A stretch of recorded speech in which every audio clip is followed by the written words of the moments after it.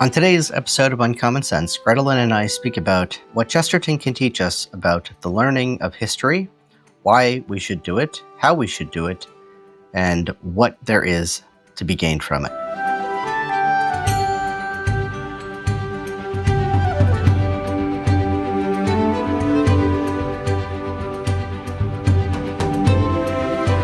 Well, hello, viewers and listeners. Welcome to another episode of Uncommon Sense. I'm Joe Grabowski, the VP for Evangelization here at the Society of G.K. Chesterton.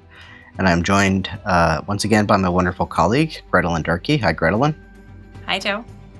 Hello. And this is kind of a random, this wasn't on our show schedule. It wasn't something that we had really talked about much doing until today. But it occurred to me that the date that we're recording for is going to be October 14th, and that is a certain anniversary. And it's an anniversary that probably, at least in the American world, will go unremarked, and probably in most places. And even in the country that it matters the most to, it may well go somewhat unremarked by most people. And that's a shame.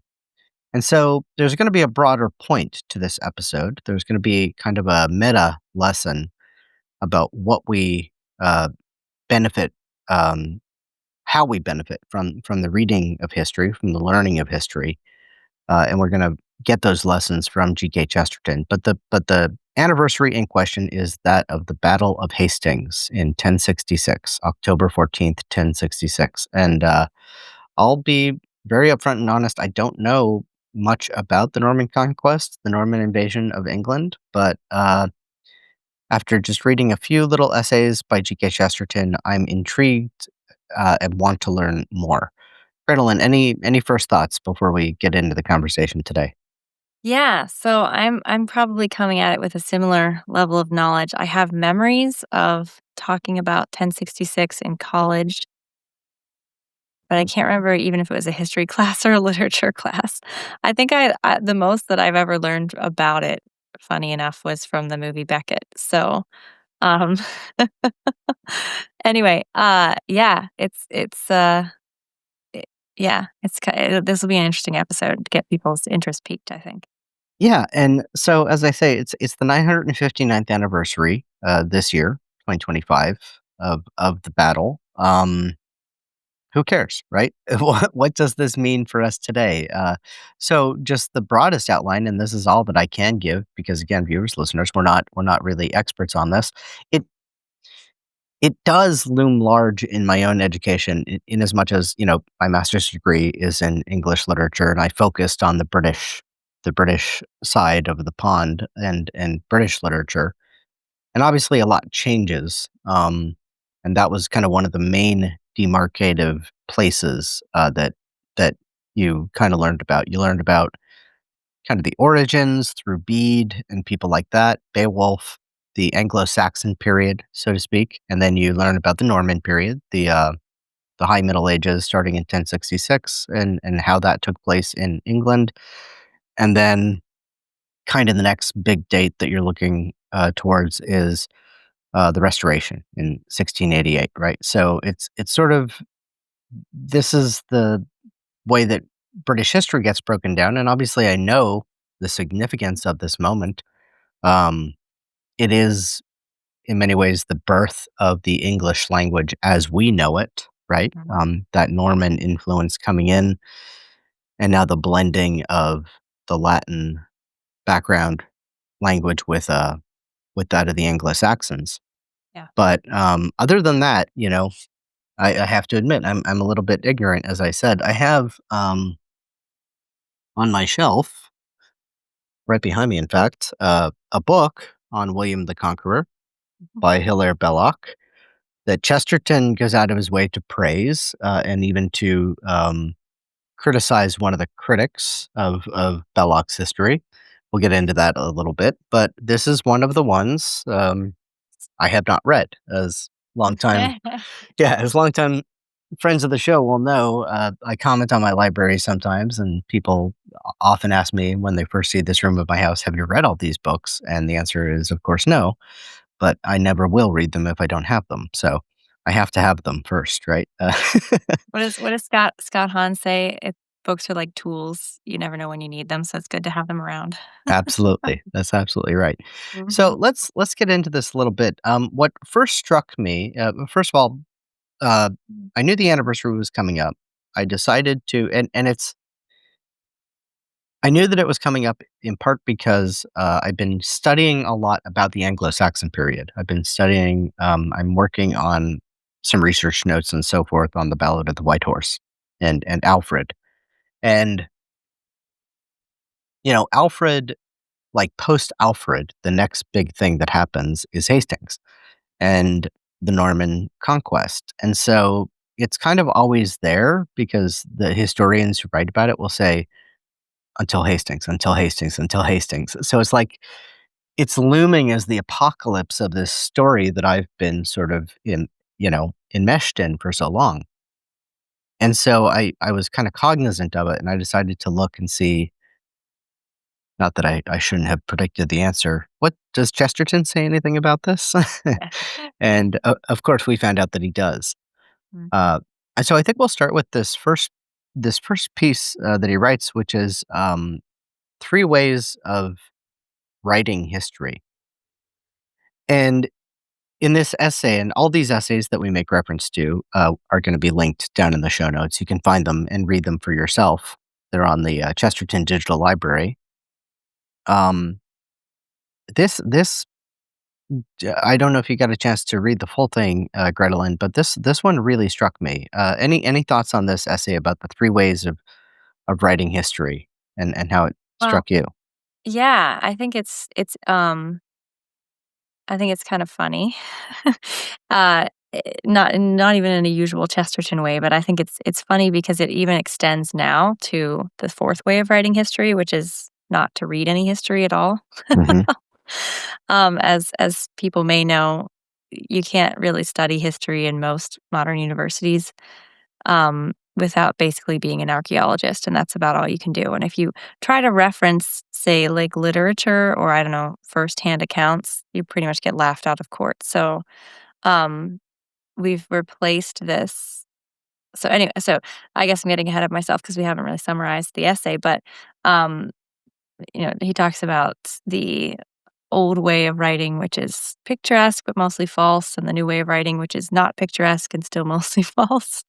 Um, and then, and I did not get far enough to figure out what the third one was, but the fourth one is that it's completely, I guess you could say evidence-based and still largely false because it's not taking into account a lot of things that are very important. But anyway, that's kind of 2 leaps ahead. What wanna take us back a little, Joe?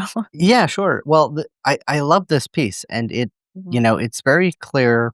We make much on this show. We have in the past anyway of the relationship of Chesterton and Belloc. This comes at a time after Chesterton's conversion into the Catholic Church. This is 1923, so the year after he enters the church.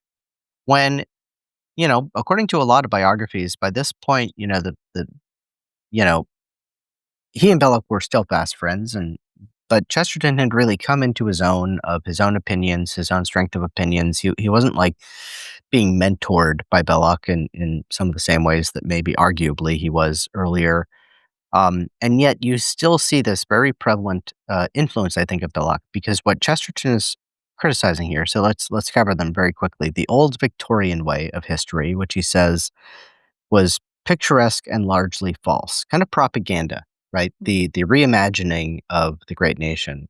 Ironically, this is where the real love of Alfred the Great comes in the sort of narrative that the British people of the Victorian period would tell themselves about themselves, mhm, right? This is when the white horse that is on the hill near Ethandune, where the battle is said to have taken place, the Ballad of the White Horse. There's two battles, both associated with hills with white horses on them. One is definitely an authentic white horse.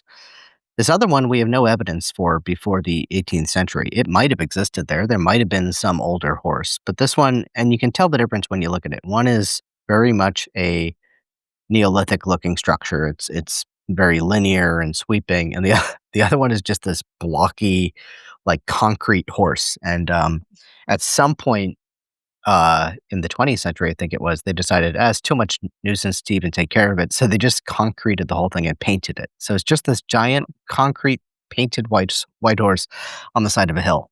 Uh, And that's this picturesque and mostly false, right? mhm, Victorian way of telling history. The second way he says is that um, the academic way of telling history, the modern way of telling history, which is they avoid the picturesque because they know that then they can get away with telling lies because they're uh, as long as the lie is dull, it will sound as if it were true.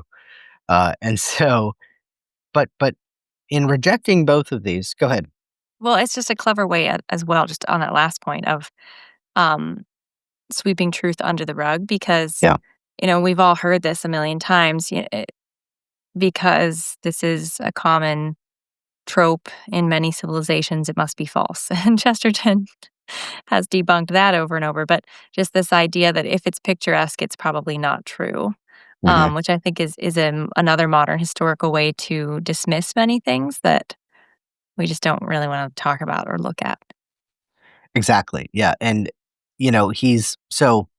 he's doing multiple things here, which is what makes this essay these 3 essays that we're gonna be kinda talking about today is so fascinating for me because on the one hand, yeah, he's gonna talk about how mm, history deserves the picturesque. We want the romance of it. We want to learn about people and the lives of heroes. We don't want to learn about, um, stale dates and facts and figures. That's the reading of history that I was raised on that made me, up until a certain age, detest history as literally my least favorite subject. It was worse than math to me because Oh, at least the figures of math were doing something. yeah. These were literally just dead figures on a page, and they didn't mean anything to me. Um, so yeah, he criticizes both of these, and then he comes up with, of course, his third way. And Chesterton is very much sort of a man devoted to finding third ways about things in his thinking. Um, and he says it is to make a symbol of truth, using the picturesque to make a symbol of truth and not a symbol of falsehood, to tell the reader what the picturesque incident really meant instead of leaving it meaningless or giving it a deceptive meaning. It is giving a true picture instead of a false picture, but there is not the shadow of a reason why a picture should not be picturesque. Mm, Um, And then he very, very fascinatingly illustrates this, and this is the thing the through line that ties all of these essays together. He talks about the Battle of Hastings and what struck him in the study of the Battle of Hastings.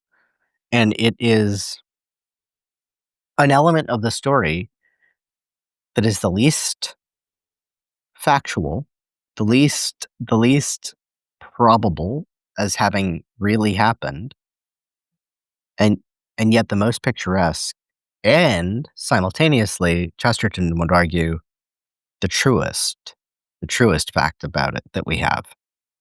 And that is that there was this fellow who was he was the jongleur, the court poet, if you will, the court, troubadour of the Norman court, who, during the battle, ran forward, juggling his sword before the enemy and singing from the Song of Roland. mm. Um, yeah, any thoughts right at this moment, Grettelyn, Yeah. that jump out at you? Yeah. Well, I kinda wanna take this further into that next paragraph too, because, he talks about that, as you said, like the least factual, but maybe the most interesting. He Mhm, talks about it in the other essay as well. And it's not, I mean, not really an essential part of the battle, right? If you're looking at battle stats or anything like that, which for my sins, I did a lot of battle history in college for some reason. I was not a history major, but it just happened that way. Um, this doesn't compute, like, there's no reason to have this, right? It's just why is this guy in here? But it is the spiritual element, which is what Chesterton is kind of trying to tease out here, I think, is that there's a thing behind history that is more important than the dates and the names and more important than um, even who wins and who loses, as Yeah. the Ballad of Roland kind of illustrates. So, there's something there that is the thing, I think, that is interesting about history, and that's why Chesterton has cottoned on to this particular character, because as unnecessary as he is to the story, to history, to all of it, um, he embodies the thing that makes history real and interesting, and also is that unnamed element that has baffled and will continue to baffle historians forever, and that's why this army won when they should have lost, and why that army routed when they could have conquered. Like, what is that secret sauce that is hard to pin down? Um, I have a long interest in Roman military history, and, yeah, there's things you can point to. You can say, well, when they started to have only paid troops, this happened, and but there's still there's a certain element, and, one thing I was reading that was just pointing out that you can't take a Greek hoplite, say, you can't take that and recreate it out of a barbarian. It's not gonna work. You can Mhm. teach them everything, you can have a hoplite captain come and teach them, still not gonna happen, right? It's just not. Um, because there's something in there, that Greek whatever it is, that makes that work.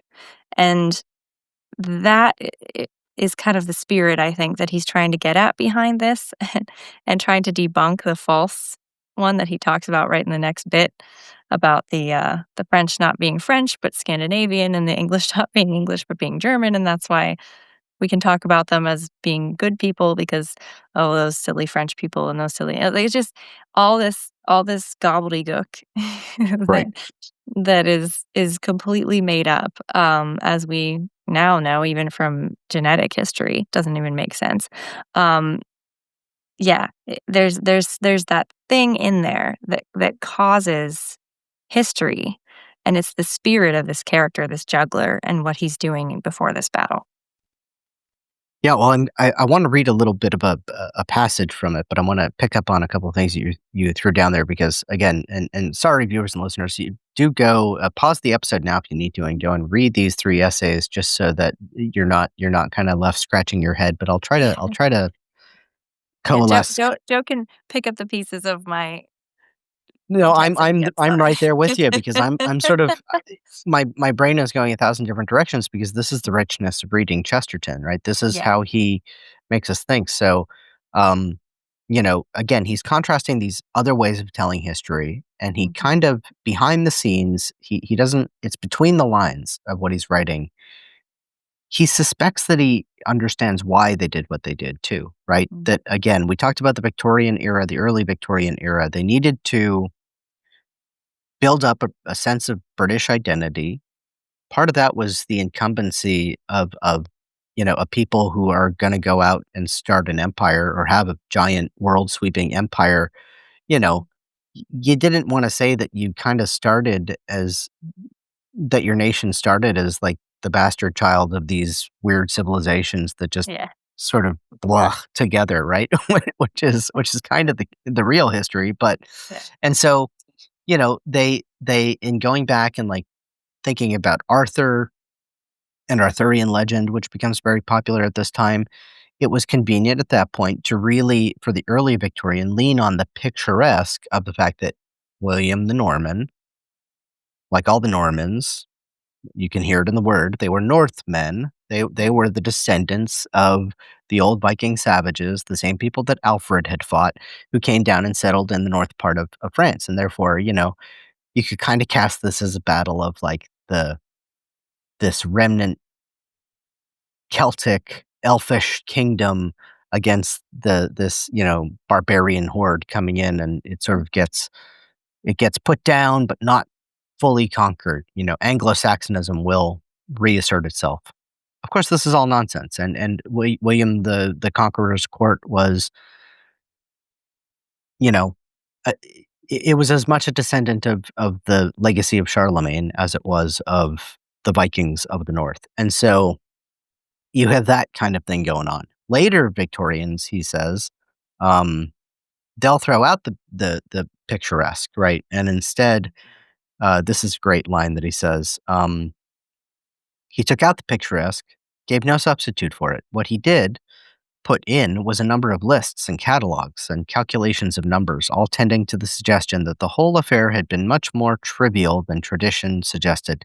Lists of names without attributes or allusions, appearing for the first and the last time in a congested narrative, were the only indications of human beings, right? And once again, I think we all know and we all have experienced that kind of history. But where does Chesterton turn? He says he remembers possibly the only thing worth remembering. Um, he says most of us who have any imagination remember only one thing about the Battle of Hastings. It was the picturesque detail which says that Taillefer, the jongleur, went in front of the Norman army, throwing his sword in the air and catching it again, and singing of the death of Roland. I was delighted with that story then. I am delighted with it still. I did not know what I did not know, uh, that a jongleur meant, among other things, a juggler, and therefore I missed about half the point of the gentleman's eccentric exercise. I was very vague about who Roland was, and therefore I missed the whole meaning of the song and the soul of the man that sang it. Most of what was told me of the spiritual elements involved, I know now to be quite false. I was told that this was a great nation of Saxons who were very noble, mostly because they were Germans, right? He goes on and talks about all the lies that he had been told through these two other forms of history. That there was a wicked man called the Pope for malicious reasons of his own who supported the Scandinavians who came from France against the Germans who lived in England. And you get the sense of how absurd the common history is. But then he says, all this did not bother me very much, even before I found out that there was not a word of truth in it. I had got hold of something. I had seen Tailfair of the Dancing Sword, one flash of vigorous vision, one living gesture of the 11th century. Um, so this I think is an object lesson in how to read history, how to fall in love with history, how to value history, in a Chestertonian vein. Not worry about the facts, not even worry that maybe there's a lot of embellishment of the facts, or be troubled by the what he would say is the trivial question of whether or not this man actually existed and probably didn't, right? That's not the point. That's not the point of the story. There's something more true. The battle joy and the fact that he is this guy, he's singing about the death of Roland. He's not singing some heroic poem of victory. He's singing a heroic poem of defeat, at least you know, for the hero of the story.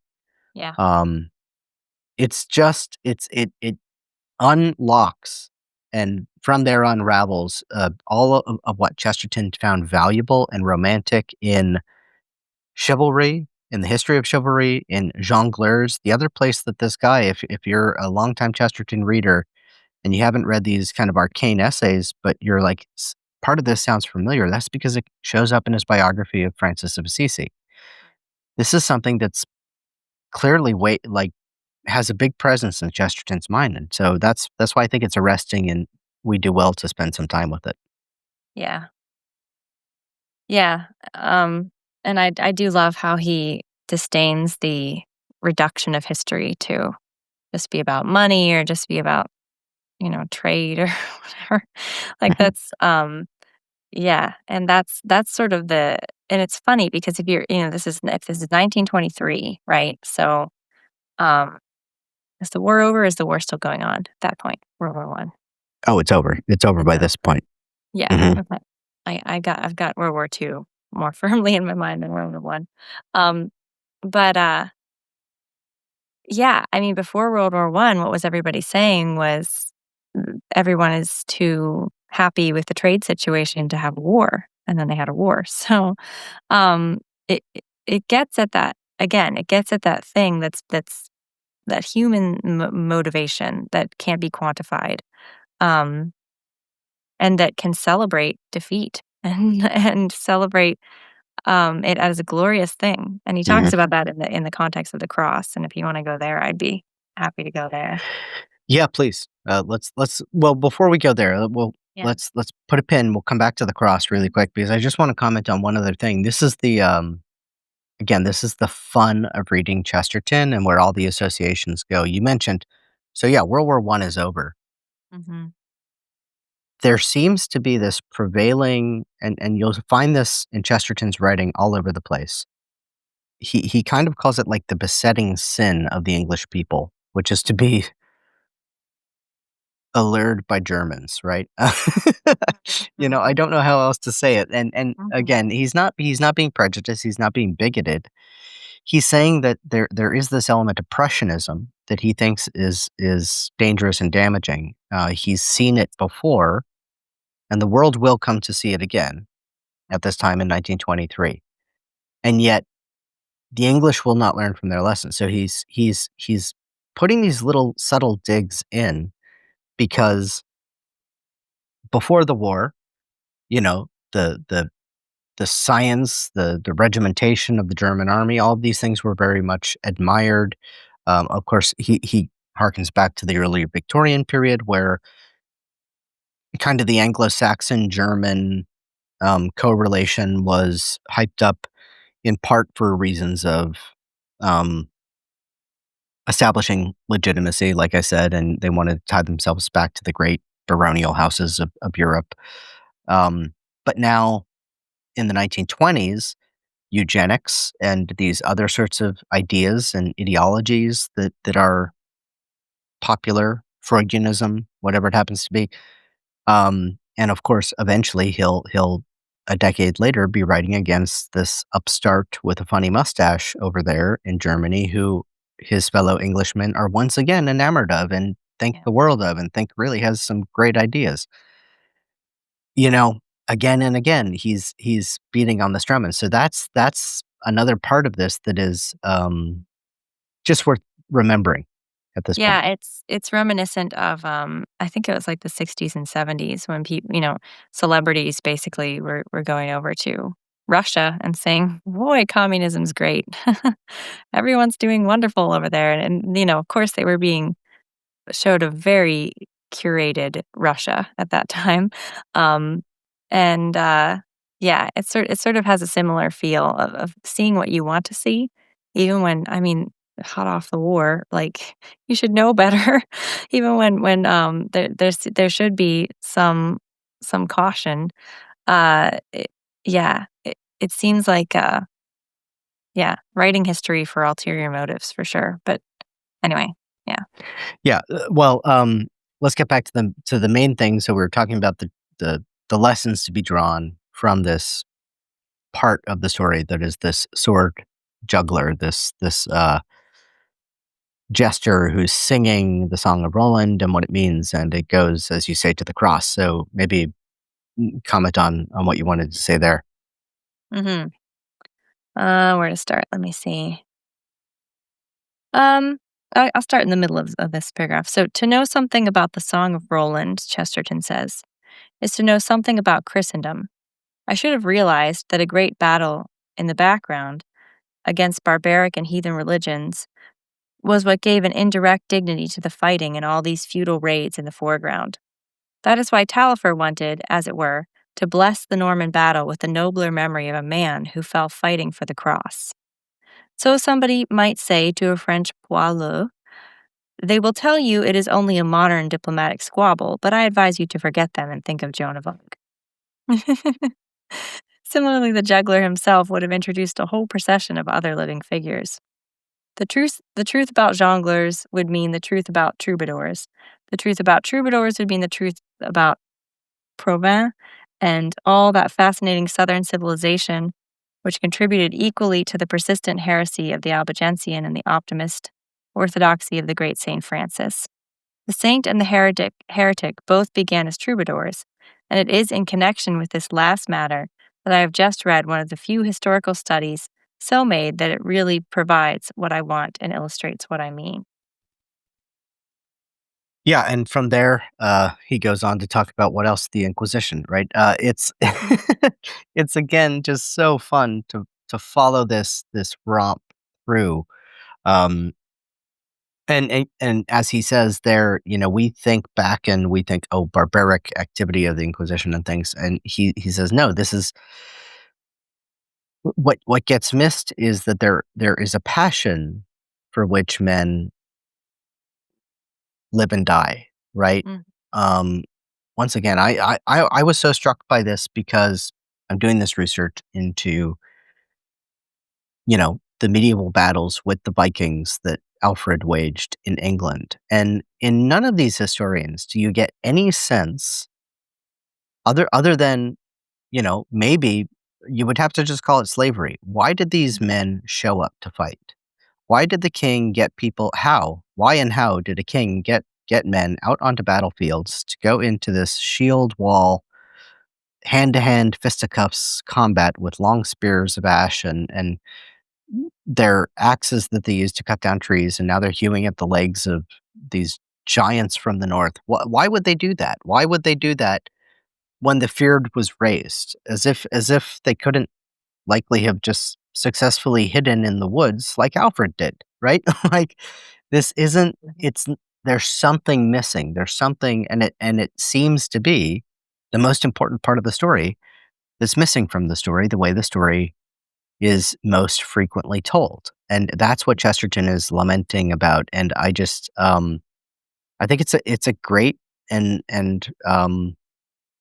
fun lesson, and it makes me want to dig into these stories that I've taken for granted, whether it be, we're approaching the 250th anniversary of the United States, but you could go back and mhm, read about the Revolutionary War. And instead of, just the logistics and the price of tea, wonder what it was that made a man willing to die for this ideal, for this yeah, for this thing.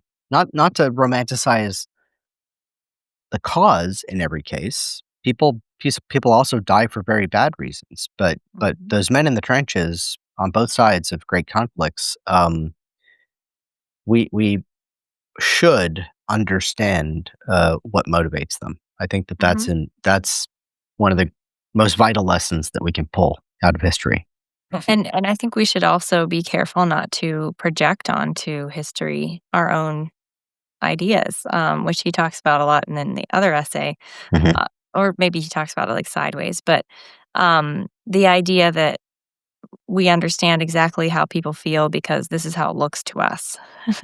He talks about vassalage and a serf and, sort of the difference between being a slave or being loyal to somebody and what that looks like.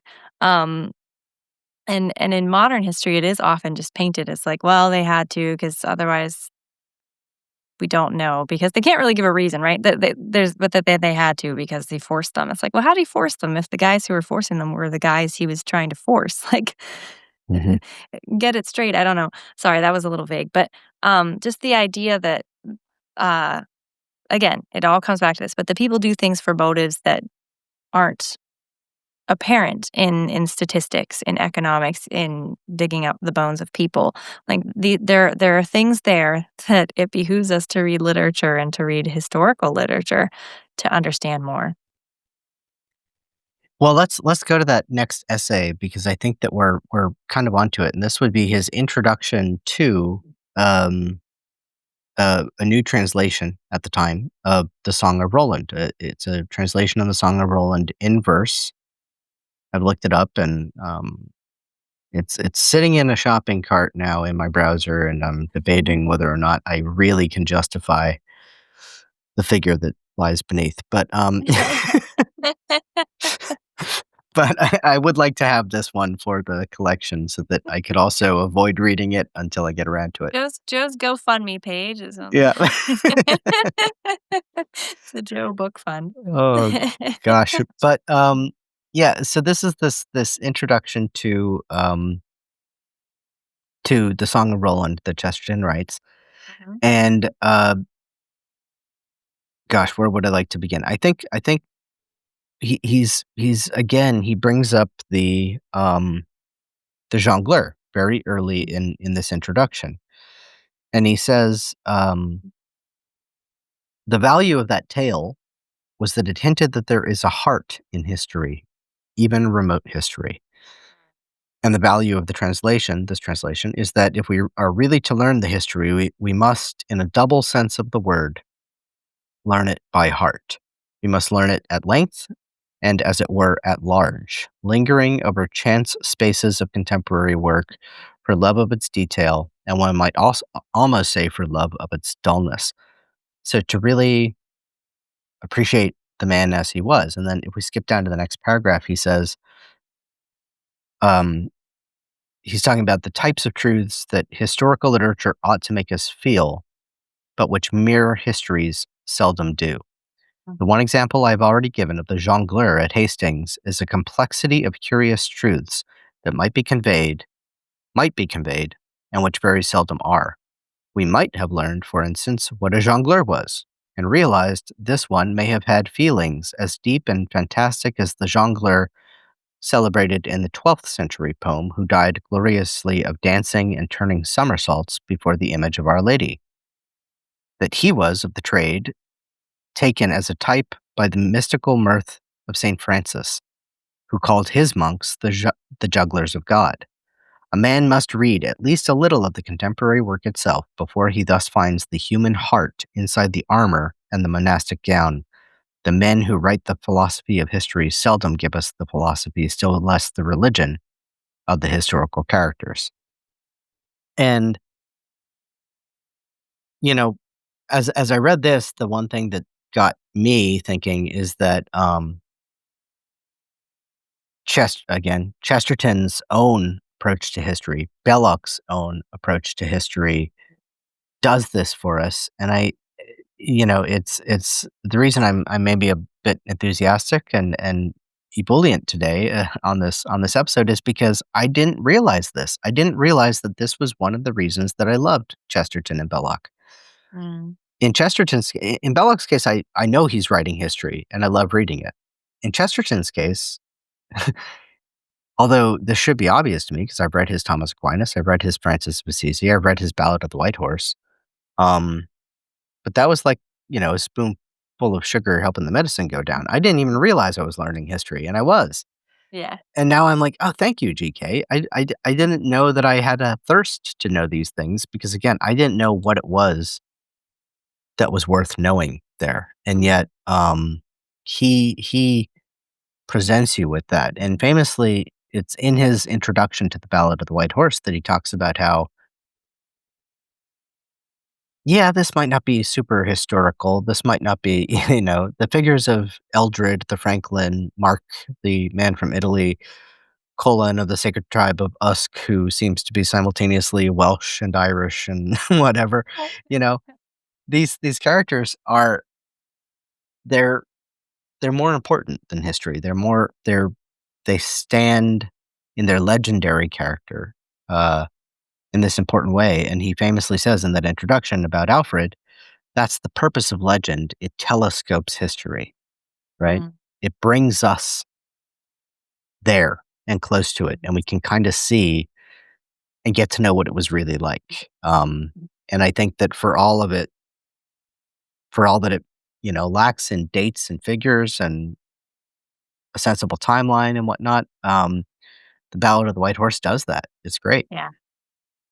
Yeah. No, I'm thinking also of, like, Lepanto, Hmm. where, that's a shorter poem that it's still a long poem, but it's a poem that gives you a very vivid sense of all of Europe and its historical context at the time, Yep. somehow, in a little poem. I mean, relatively, it's not as long as The White Horse by any Yeah. means. Um, Broader than yeah. Europe, even all of the world, Yes. because when he the in the first stanza, the Pope, he says, "The Pope has cast his arms abroad for agony and loss, and called the kings of Christendom for swords about the cross." And then he talks about Elizabeth, the cold Queen of England is looking in the glass. The shadow of the Valois is yawning at the mass. So there's France and England condemned. Mhm. Um, from evening isles fantastical rings faint the Spanish gun. So the Spanish are too preoccupied with their endeavors in the New World to worry about the old world now. So he's taking into scope all of world history in this moment, which is just It's brilliant. it's so deftly drawn. Brilliant. Yeah. Yeah. And the way the ballad does that too. Like he begins with, the horse on the hill and talks about the fall of the Roman Empire. And it's like, wait a minute, what century are we supposed to be in here?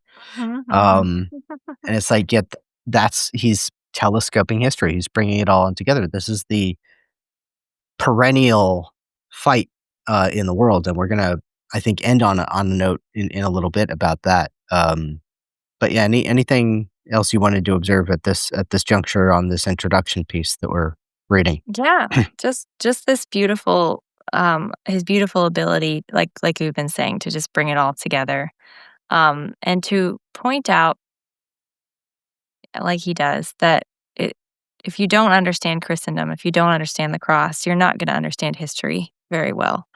Um, yeah, I'm thinking of a good old British documentary I watched one time about some building, I forget what it was, and it might have even been an old church, like a really old church, and they found some bones in the wall, and they were like, "Oh, I wonder if this was like a pagan sacrifice." I'm like, "It's relics. Right. It's relics." Like, Yeah. like, ding, ding, ding. So it was just one of those moments of just hilarious, you know, thing where they're, like, digging in all the wrong places to try to figure out the truth, and, yeah, I think Chesterton's so good at putting his finger on that. Yeah, it's uh, oh gosh, we I don't wanna get on the tangent, but so that's the new, like, if we were, I think that's the new history. Well, maybe there's a fourth and a fifth kind, right? Mhm. Because the fourth kind is like the fabulous and the fantastic, but not really to any point. It's like, why do you indulge in these fantasies about the past? Like, the only reason conceivable that people would bring sweet smelling greens into their home in the wintertime is that it's that it's trying to please Odin or something. Like, this doesn't make sense. This, all of the Yeah. elaborate theories that get raised. Yeah. I do wanna say, so this is maybe a little tangent, but just not much, and it's just sort of an apologia that comes in this context, and this is the 3rd essay, that we're considering today is called "A View of William the Conqueror," and we won't say much about it other than that Chesterton takes to task this um, particular scholar. There is one great line, which is that we cannot skip over, which is just where he points out, no Englishman in all recorded history has ever said by Thor, but hundreds and thousands of Englishmen have really said by Jove. Um, Mm. and there's a lot of important meaning, and that's an observation that Chesterton will make use of in many, many places. Uh, But this is, if you will, just, for those who wanna go deep on this, and I encourage you to do so. I encourage you to take a look at these 3 essays, read these essays, maybe read and let me know what you think if you beat me to it. Read Belloc's William the Conqueror. Read Chesterton's Ballad of the White Horse. I recommend the Seton, edition that has rich annotations and marginalia. Very, very nicely put together volume. Um, but read about these things, read them the way Chesterton does, and then if you really wanna go deep, you're gonna find out at some point that there's a little bit of a divide with, we talk a lot about the great relationship and the great sort of spiritual sonship of the Inklings to the Chester Belloc generation, but Tolkien, J.R.R. Tolkien, bless his heart, grump grump that he was not at all a fan of the historical perspective of both Chesterton and Belloc. Um, Mhm. he said in one place about late in life, not late in life, but later in his career.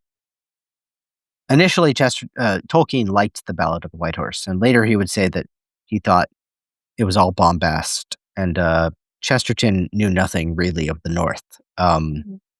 Harsh words, right? Yeah. But I think that the View of William the Conqueror essay gives a little bit of a clue into why Chesterton maybe got a little extravagant in the way in which he set up, divisions, but it was to a purpose, and the purpose was this.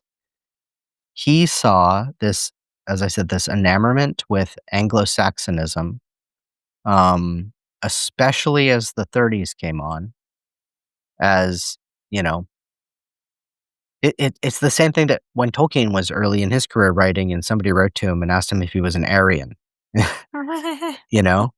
And he was, because he's a scholar, he's like, "I don't even know what you mean, and I don't think you know what you mean," Yeah. by even asking that question. Yeah. Um, but this is what Chesterton is fighting against, and so he kind of takes Belloc's part of maybe setting up too stark a contrast between the civilizing influences of the Mediterranean culture, upon this island of pagans, although he certainly has a romance about Arthurian legend and stuff like that, but that's Christianized already by the Romans. So, anyway, I just wanted to point that out because I know that if we were talking about this part of history, if we're talking about Chesterton's views on the Norman Conquest and Belloc's views on the Norman Conquest, um, we would, would have been remiss if we didn't bring up, uh, the views of the Inkling, J.R.R. Tolkien, Yeah. and, I'm not even gonna say what side I come down on. I'm gonna leave it up to the readers, or the viewers and listeners to make up their minds for themselves. Yeah, let us know what side you come down on, though. I wanna know. Yeah, and I think Comments. if I can find the link, I think if I recall, the Troubadours are Mhm. friends, Dale Elquist and his merry band, of fellows there. I think they did an episode on this at one point where they kinda debated the respective merits of the Norman versus Anglo-Saxon, civilizational debate, and Yeah, Tolkien and Chesterton. So maybe I'll find that link and link to it. nice. Well, I have a philological theory about it, but it's No, my own. Well, I maintain and have since college that and I have, like, 0 research about this. This is just a feeling. So, it's very Chestertonian, but, all right. I think that English lost um, its endings. You know, we used to have endings like Latin does, Mhm. kingdom and whatever, UN, all these things. I think they got lost when the French came over because they were all nasally and they couldn't do it. Because it turned 'cause it turned from, like, UN into, like, a schwa sound, like an and then it just disappeared. So you'd have, like, kingin, kinga, king. King. Yeah. Th there is a lot to that, yeah. I mean, the philological the folkways of the formation of the language, really are the best key into this and into what it all is about and what it means. Which, having admitted that, though, you really kind of put some weight behind Tolkien there because who's more of an expert when it comes to these things than he certainly. Yeah, Anywho, yeah. but yeah, once you know, I hope this has been interesting for people. I hope that this has been at least somewhat entertaining. As you can see, when you just let yourself ruminate with these things and let yourself be drawn on, as I allowed myself to be, and we decided to record this podcast for that reason, because this is what Chesterton can do for you, you know? Mhm. And there's a great quote from Chesterton that I put in our notes here that's about this. He says, "You cannot evade the issue of God, whether you're talking about pigs or the binomial theory, you're still talking about him. If Christianity should happen to be true, then defending it may mean talking about anything or everything. Things can be irrelevant to the proposition that Christianity is false, but nothing can be irrelevant to the proposition that Christianity is true.